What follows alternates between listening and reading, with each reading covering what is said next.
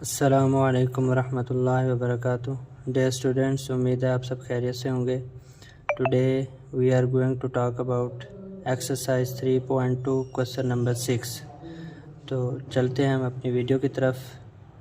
Student, ये हमारा question number 6 है, जिसमें यूनिवर्सल सेट हमें दिया हुआ है 1 से लेकर 20 तक। ए की वैल्यू दी हुई है ऑड नंबर, ठीक है। और हमने प्रूव क्या करना है, A union A complement is equal to U.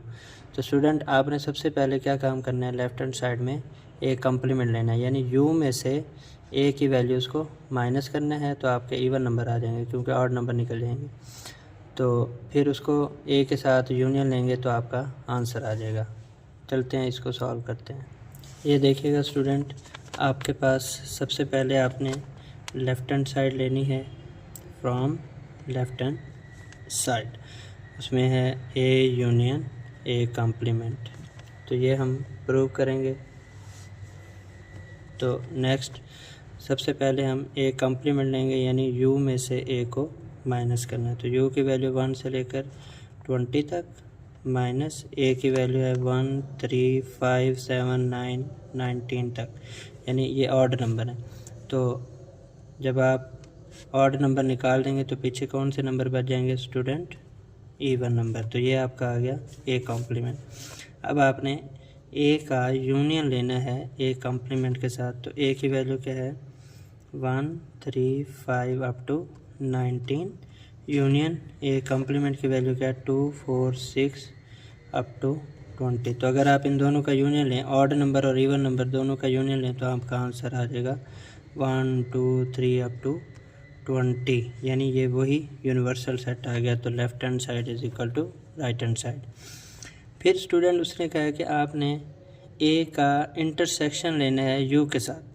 तो देखें स्टूडेंट, अगर आप ए का इंटरसेक्शन लें यू के साथ, यू की वैल्यू क्या है हमारे पास 1 से लेकर 20 तक, और ए की वैल्यू क्या है, सिर्फ ऑड नंबर है।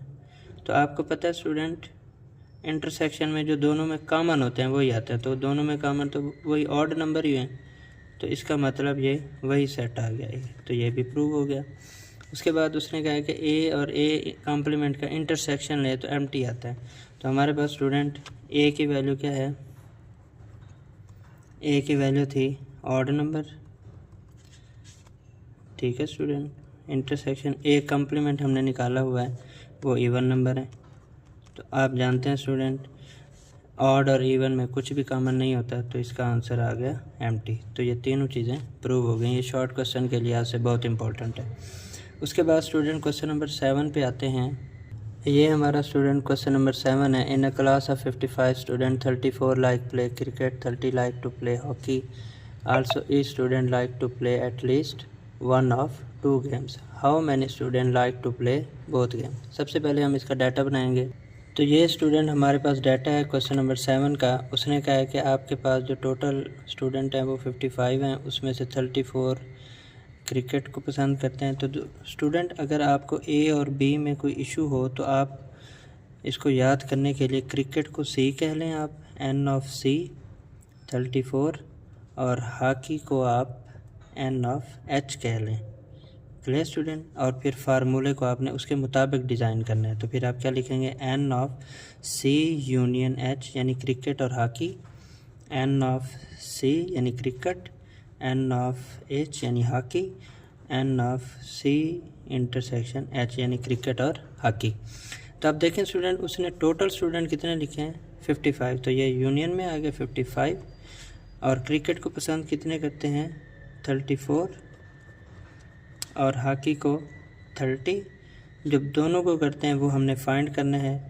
तो आप देखें, ये माइनस है रकम, इधर आके क्या आ जाएगी, प्लस। ये हमारे पास बेसिकली फार्मूला था, n of A union B is equal to n of A plus n of B minus n of A intersection B. तो हमने उसके मुताबिक इसमें वैल्यूज़ पुट की हैं। तो 34 प्लस 30 ये हमारे पास 64, ये प्लस का 55 इधर आके माइनस का, तो ये हमारे पास आंसर आ गया 9। Clear student. यानी जो दोनों को लाइक करते हैं, क्रिकेट और हॉकी दोनों को, वो कितने स्टूडेंट हैं, 9।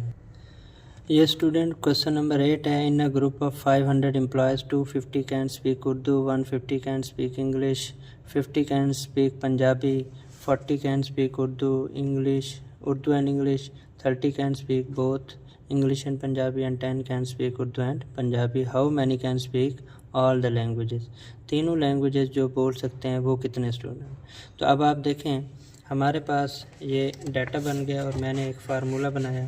जो 3 रकमों के लिए फार्मूला होगा स्टूडेंट वो A union B union C उसके मुताबिक बनाना है।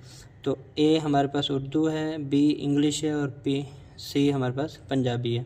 तो उसका फार्मूला क्या है, पहले उर्दू इंग्लिश पंजाबी तीनों का सम, फिर उर्दू और इंग्लिश माइनस करना है, फिर इंग्लिश और पंजाबी और फिर उर्दू और पंजाबी, और लास्ट में जब तीनों लैंग्वेजेस होंगे उनको ऐड कर देना। तो क्या फार्मूला बना, number of Urdu English Punjabi ये प्लस हो गए, minus Urdu and English and Punjabi, Urdu और पंजाबी, और उर्दू इंग्लिश और पंजाबी ये तीनों सम हो गए यहाँ पे। ये बाकी जो 2 का इंटरसेक्शन था वो माइनस हो गया, अलग अलग हो गए तो वो प्लस। तो इस फार्मूले को पहले बेहतरीन तरीके से याद कर लीजिएगा तो इंशाल्लाह आपका कवर हो जाएगा।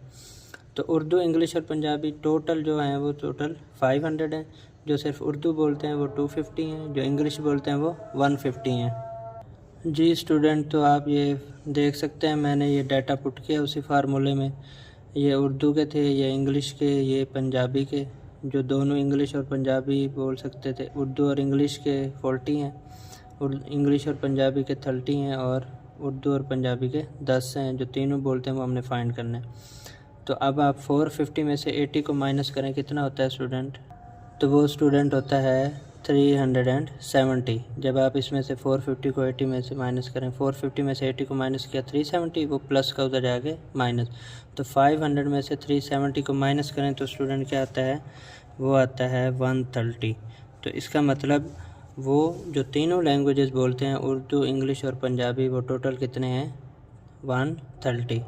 तो इसी तरीके से स्टूडेंट आपने क्वेश्चन नंबर 10 भी सॉल्व करना है। तो ये आपका 3.2 का काम क्लियर हो गया। आपने बार बार इनकी प्रैक्टिस करनी है। ये लॉन्ग क्वेश्चन के लिहाज से जो 7, 8 और 10 क्वेश्चन है ये बहुत ही इंपॉर्टेंट हैं, और वो जो डी मॉर्गन्स लॉ वाला है वो भी बहुत इंपॉर्टेंट है। तो आपका अगर लॉन्ग आया तो इन्हीं में से ही आएगा। इसी तरह के वो रिव्यू में भी 2 क्वेश्चन हैं, उनको भी आपने सॉल्व कर लेना है। उम्मीद है आपको ये वीडियो समझ आई होगी। अगर फिर भी कोई इशू हो तो आपने डिस्कस कर लेना है। जज़ाकल्लाह, अल्लाह हाफ़िज़।